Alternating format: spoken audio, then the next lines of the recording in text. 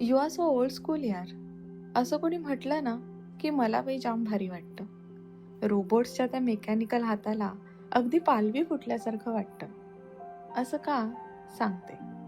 कारण डोक्यातले विचार आजही माझ्या लेखणीतून उतरतात. आयपॅडच्या स्क्रीनवर शब्द जरा गोठल्यासारखे वाटतात. न राहून माझं मन शेवटी वहीमध्येच साठतं आणि कोणी ओल्ड स्कूल म्हटलं ना की मला बाई जाम भारी वाटतं. हे झालं लिखाणाचं. वाचनामध्येही हाच अट्टहास. पुस्तकाचा बेस्ट पार्ट म्हणजे त्याच्या पानात लपलेला वास. पानाचा कोपरा दुमडण्याचं सुख त्या डिजिटल बुकमार्क्समध्ये कधीच नसतं. आणि कोणी ओल्ड स्कूल म्हटलं की मला बाई जाम भारी वाटतं.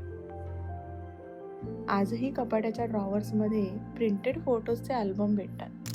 त्या फोटोंवर हात फिरवत फिरवत ते जुने क्षण नव्याने जगता येतात. ह्या इथे बसून ना आम्ही भेळ खाल्ली होती हे सांगताना पुन्हा भूतकाळात जाऊन येता येतं. आणि कोणी ओल्ड स्कूल म्हटलं की मला बाई जाम भारी वाटतं.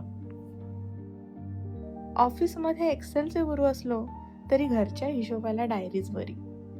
हिपहॉप, के पॉप आणि अजून सगळ्या पॉप्सपेक्षा मनाला भिडणारी ती शायरीच खरी. हातात भारीतला मोबाईल असला तरी वेळ बघायला लक्ष भिंतीकडेच जातं. आणि कोणी ओल्ड स्कूल म्हटलं की मला बाई जाम भारी वाटतं. टेक्नॉलॉजीने आयुष्य इझी झालंय सध्या, हे पटतं बरं का मला.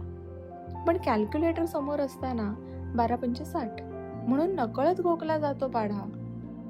सवय झालेली असते ना हो. सवयी पुढे कुणाचं कुठे काय चालतं. म्हणूनच की काय, ओल्ड स्कूल म्हटलं की मला बाई जाम भारी वाटतं.